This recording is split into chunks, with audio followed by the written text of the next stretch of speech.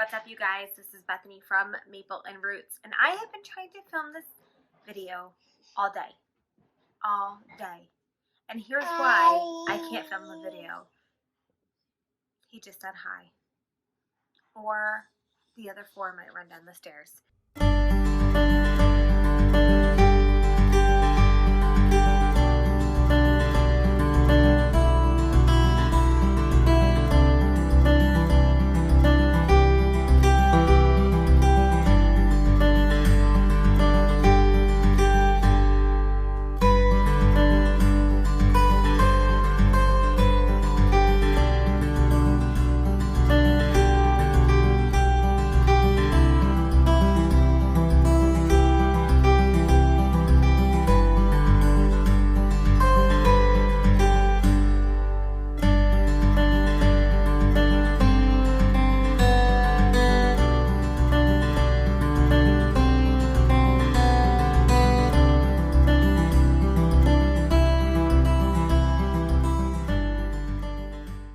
Anyway, so this is just with my phone on my papasan chair in my living room.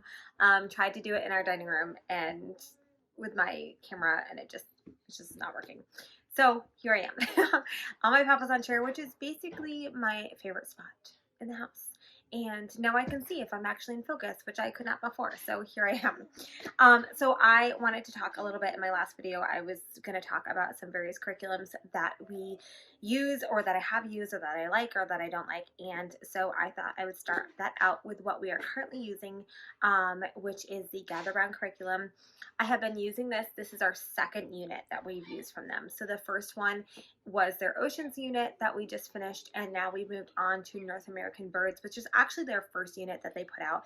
If you're going to go sequential, you don't have to. That's only with your pre-readers as they're building phonics. But I don't really need that right now, so I'm just kind of picking and choosing what I wanted. And so we started with the Oceans, and now we've moved on to the Birds. So I'm going to share briefly about how I use it and what I like about it, and maybe what I don't like about it. So the first thing that I do is I buy the versions to print off. I do this to save money. We have a printer, and we're on like the HP service where they just send us ink monthly, and that works for us. I have been getting my paper off of Amazon since we've been under stay-at-home orders. It just has worked out for us. Except for my last one from Amazon, which my box was completely torn up and my paper was ruined, so I did have to get a second order of that. Anyhow, so I do print them out, and I spent basically the whole day yesterday printing them out because it takes about 9 hours. No, just kidding. It doesn't take that long, but it does take long when your children like unplug your computer or various things that happen with us. So for my children, oh, I don't have the middle school one here. I put them into folders. So some people bind them or get like really fancy. I don't. I've had like these folders floating around my house, and they're kind of beat up, but they work for right now. What I think I want to do is actually put them on clipboards. Well, no, I want to use the folders, but then their daily work to put on clipboards, so that when I put out their schoolwork that they're just like on a clipboard, and it just might make it easier. So I will show you first. We'll do day 3. Well, this is what we did today. This is the early, I'm getting ahead of myself. Hold on, pause. I print those out. And then for the teacher's guide, I actually download the teacher's guide or the parent guide onto our iPad Pro, which is right here.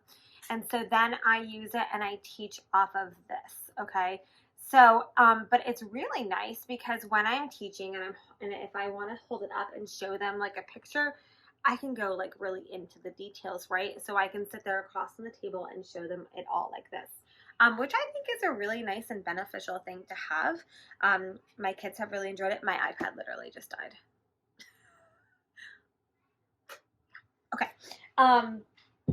So that's that. That's the teacher's guide. I think it's a great way to use it. And then like, when we're not having stay-at-home orders, a lot of times, like one day a week, we actually do school at our church, because that's the day that we do our youth ministry, and we just all go in as a family. When my brother, we just all go in for a family when my husband goes in for his office hours. That was weird.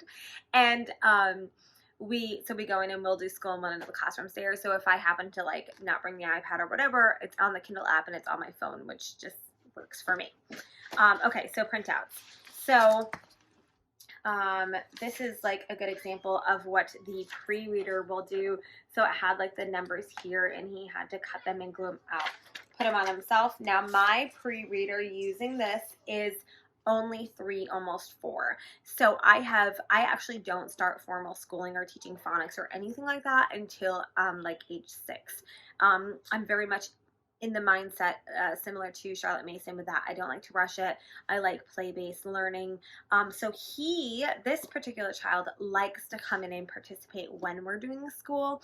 And so by having this, it lets him feel like he's participating, and I don't push it. If he wants to come to the table and do it, then he can. And if he doesn't want to, then he doesn't do it. That's just how we are. But it is nice. He is learning, you know, various things of letter writing and stuff, and he can write some letters and he does some of it, but this is great too. Like there's cutting practice. I'll show you cutting practice right here. He totally loves doing things like that.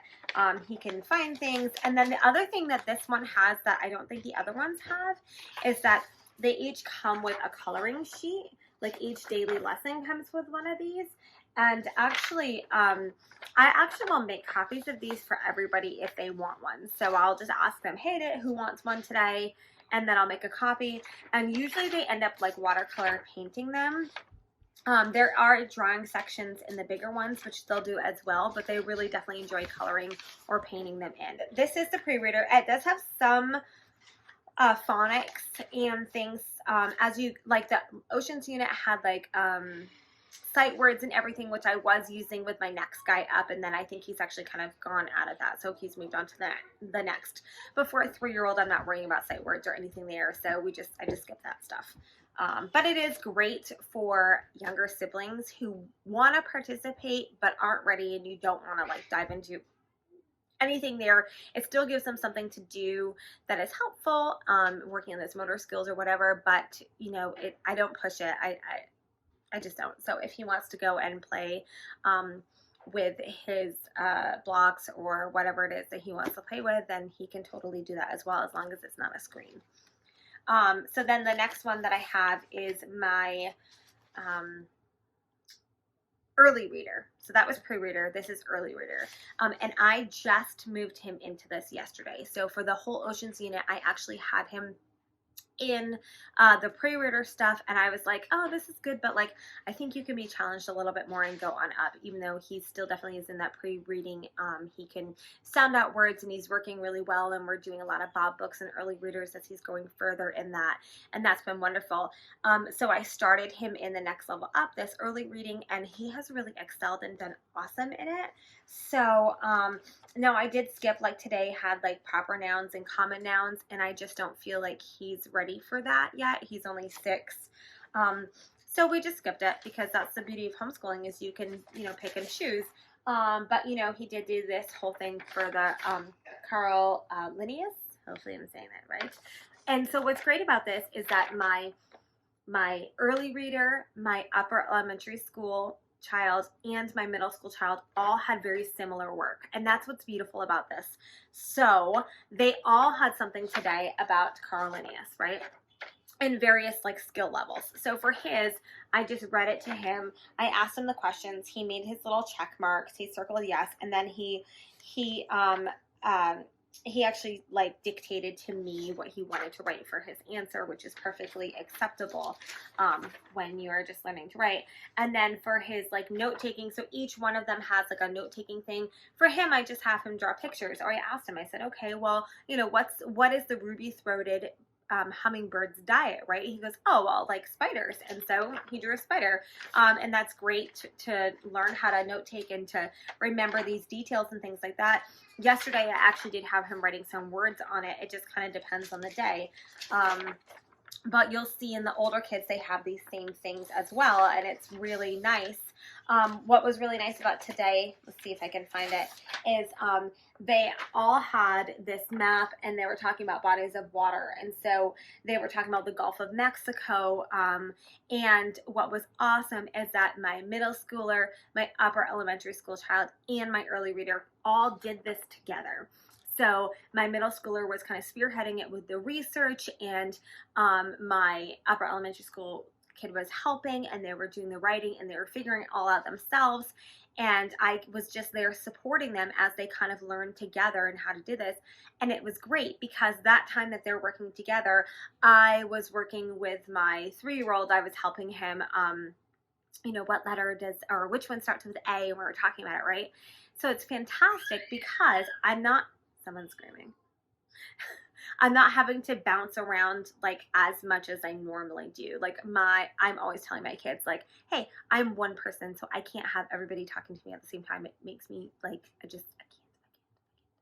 So what's really nice about this is when they can kind of work together, or it's all very similar, it just streamlines it for me and it makes it a lot easier. So this is great. Love it. And then I'll just show you a little peek into the upper elementary school one.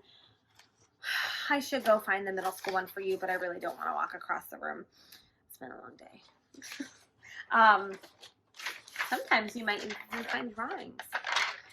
So in my upper elementary school one, it's the same, very similar to the early reader, but of course, older form. So they also have every single child, like every single level except for their pre-reader, has this for their note-taking. And then they'll have to sketch and things like that. So it also covers copy work. So it's always a scripture for copy work, okay, so here's the thing. I do like that. I do like that they have scripture copy work. I almost wish that it wasn't always scripture, and that's just for me too, because I think that we can learn a whole lot from different, like, various writings. So when I have my children do copy work, or that's one thing that I really loved about Cottage Press, which I'll talk about in another video, is that I do like for them to do copy work from scripture, from hymns, from poetry, from classic literature and things like that. I don't particularly love when it's all scripture, though scripture is obviously key and very, very, very, very, very important. And memorizing scripture is also like really important. I'm just saying that like for every single passage of copy work for like their whole life growing up, if you're using this curriculum like forever and ever, I don't know. It's just not my favorite. So what I will probably do next year, if I think that we're going to use this curriculum like totally all next year, what I think I'm probably going to do is I might just change it up for them. So I might just like pull out, the Lion, the Witch, and the Wardrobe and say like, hey, do this paragraph or something like that. Just to, get a lot of variety, because, the thing is with copy work is that like it's supposed to help make us or children better writers. Like the better literature that you copy from and that you write, the better writer that you'll be. So to me, I just want it to be just a bigger variety, I guess is what I'm saying. So that's that. There's nothing wrong with it. It's good. And then the other way that they do spelling is, this is going to be a really long video. I'm so sorry. The other way that they do spelling is like, it says highlight any words that you have trouble spelling and spell them a few times below. I really struggle with how to do spelling. Like I've done spelling lists, we've done spelling curriculums, blah, blah, blah. I just don't know if I found like the key to spelling, except for just writing, like write. And then the more you write, the more you learn how to spell, kind of thing. I don't know. So I'm not sure how I feel about that yet. Now I did take in their last copy work that they did, which is this verse, it's Isaiah 40:31. I actually, as they went through and they underlined some words, I actually just made a spelling list for them and I taped it up against my wall, and I told my older girls like, okay, we're gonna like remember how to spell these things. My middle schooler definitely struggles with spelling, so very much like, hey, let's work on spelling strength and renew and eagle and stuff like that. So we'll see how it works. I don't know. Hey, Micah. I love that you're playing with swords. And Matt, who are you? Are you from Lord of the Rings? It's so cool. What is that? I don't know, but can you go play upstairs now? Okay. Okay, so Kim also does like talk about you know, landforms, lots of geography, different things there.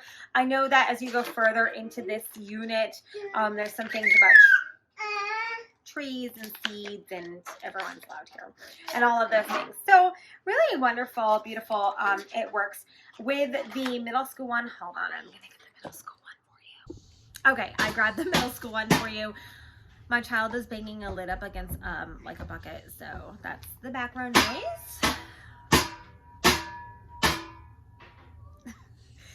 Okay, here's the middle school one. Again, you'll see we've got the notes section. Now, some of it for the middle schoolers, she wants them to do a lot of research on their own and then cite their sources. In fact, in the ocean unit, it like heavily focused on like that. For that unit, they were really talking about sourcing and the MLA format and all of that things. My middle schooler is like not even, I mean, if we were going by grades, she's not even technically middle school yet. She just turned 11 and is finishing up 5th grade. So I actually skipped a lot of that because we're still really working on like paper writing like early into that, and she just wasn't ready for it yet. And that's the beauty of homeschooling, is knowing your child, like, hey, we're ready for this, hey, we're not ready for that. You do that stuff until like 7th or 8th grade, honestly. So anyway, so she's got this. She does know a little bit about citing it, and she did kind of grasp some of that, but when it came to like formatting the papers, she was just not there yet, and that's really okay. We're still really learning on how to like draft our papers and how to map out like how to plan them and everything there. So then for the middle school copy work, so she actually has to look up in her Bible and copy it, which is I think it's a really wonderful, because she's getting that skill. It's the same passage for her as it is for my upper elementary school. And actually, if you go into the early reader where Asher is at, his is let me grab it, because it's I actually really like how they did this. Let me find it. So he would actually be tracing it, the scripture, which I do really like. I think it's really like learning, like, hey, these are quotation marks, you know, like that kind of thing. I think that. Okay, so my video keeps cutting out because we have messenger kids and a friend that keeps trying to call. Okay, so I'm not sure if this is for every unit. I'm assuming that it is, but my middle schooler, it has a writing project, okay? So it does a little bit each week. So they did this in the oceans unit as well. She got to pick her subject and talk about it. She was talking, hers was very dramatic, and it was like human effects from human pollution or killing narwhals or something like that. But it was a really good thing for her, and she had to make it into like a blog post, you know, where she got pictures and everything, and really fantastic. So this one, it looks like that she's going to be writing about a bird and gets to decide like what she wants the reader to know about the bird. And so it's got this section here to just write down ideas and start planning for that, which is really wonderful. And then further into the middle school work is, so here she has to research about wetlands. So why are wetlands important, and why are wetlands disappearing? And again, it's really research heavy, which I think for most middle schoolers is a good thing. So we are obviously I don't know if I should say obviously, because I don't know if everyone agrees with me, but we are really cautious about how much time or like what our kids do on the internet. So I don't really like them just free exploring Google. We don't do that. So even on their tablets, they can't even do that on their tablets. We have that shut off. So this is a really good time for them to learn how to utilize, how to research those things with being like in the same room as us and us overseeing. So I usually have them start their research on Kiddle.co, which is like the kids version of Google, and which is a little like not user friendly. Like I kind of wish that they would do a little bit more of that, but that's a whole different rant. Or then we'll just use Google, or I'll help them, that kind of thing. My daughter does like towards the end of Oceans, I think she did get like a little exasperated with how much research that there was. But again, she's just ending 5th grade, so she's still really young. So yeah, and I think sometimes it depends, because if you don't have a lot of books on the subject, it's really hard to research in books that you don't have at home. And obviously you can go to the library and things like that there. But if you're doing that, you might want to like bring all your work for the week, or know what you're going to have to research for every day, or I don't know. So there's those things. Now, I feel like before I made this video, I should probably have looked at the high school things, but I didn't. I'm assuming that it's probably similar to the middle school, or just more. Maybe I'll go back to you about it. I don't really know. So that is Gather Round, and that is how we use it in our family. For right now, it is a really good fit for our family. And the reason why I say for right now is because I jump around from curriculum to curriculum. Mom, I really have a hard time staying in one thing. I love like the freshness of getting new curriculum in the mail, and I know it's probably not great. That's just who I am. So that's why I'm really hoping that Gather Round works for us, because it is a new unit every 5 weeks. That means you're doing something new, which will really help keep my attention. That sounds really bad, I know, but it's true. I don't know. So for next year, our plan is to use Gather Round. So that's the plan. I haven't decided which units I'm going to be using, which ones I'm not. Probably ones that have already been released, because for our state, I have to be really specific in what we're teaching when I submit that to the state. So I need to know that stuff ahead of time. I can't really wait for units to be released and be like, oh, they'll be learning, they'll be learning like MLA formatting and that kind of thing. I need to know ahead of time. So yeah, now I will tell you that we're only doing these 2 units this year. Once we're done with North American birds, we will be done with school for this school year. So that'll bring us right into May. This is my first year that we have completed everything like way early and have had time. So I don't know what I did for planning last year, but I kind of nailed it. So my girls in the beginning of for a majority of the year, they used Language Arts from Cottage Press, and that was really wonderful. It was a really good fit for this year for them. I'm going to talk about it in another video. Highly, definitely recommend it, especially if you're really hardcore Charlotte Mason and lean towards classical methods. It's a really stunningly beautiful curriculum. I really like that. I'll talk about it more, because this is not the video for it. Not the format, Bethany. Stop it. No more bunny trails. Okay. So anyway, that is Gather Round curriculum. That is how we use it. All in all, definitely recommend it. I think it's a really beautiful curriculum. I should go back and say that like in the Oceans unit that we did with my pre-reader, or with my 6-year-old who's now up in the early readers, but I did the pre-reader with him. That one didn't really teach like phonics. Like, I don't know if they had already like covered that in the previous ones, because the early reader is sequential, or if I was just missing it. So for me personally, judging by what I've seen from the Oceans unit and from this North American Bird unit, the little bit that I've seen, I probably wouldn't rely on it solely for teaching my child how to read. I just wouldn't. Now, mind you, every child learns differently, and every child learns how to read differently. So I'm in the middle of teaching my 3rd and, eventually my 4th how to read, and then my 5th. So all 3 of them have learned to read very highly, vastly different. So with my daughter, who is almost 9, I used Teach Your Child How to Read in 100 Easy Lessons, and I was like, this is great. This is the best thing ever. She learns so fast, blah, blah, blah. Really, that's just kind of her personality, and she learns really fast through and very easily through like any method. And so when I pulled it out for my son, like from September to December this year, I was like, oh my gosh, this is not working. Like, this is like, is it him? Is it me? What is it? And I was like, no, it's this book. It just does not work for him. And you know what? That's okay, because that's what's wonderful about homeschooling, is we can say, this book is not working. Okay, we're going to back up and we're going to try something else. So we stopped using it. I just was like, and he was like, "Oh, I want to do that one." I'm like, "Oh no, it's the worst. This is not working." And I really just started using like Bob Books with him, and just kind of started teaching the phonics with him on our own. And he has just like done so well, and is really excelling in his reading, and just rapidly like growing in his reading super fast. So never be afraid to just stop and say like, hey, this doesn't work, let's try something else, because sometimes that's just what you need to do to get things to work.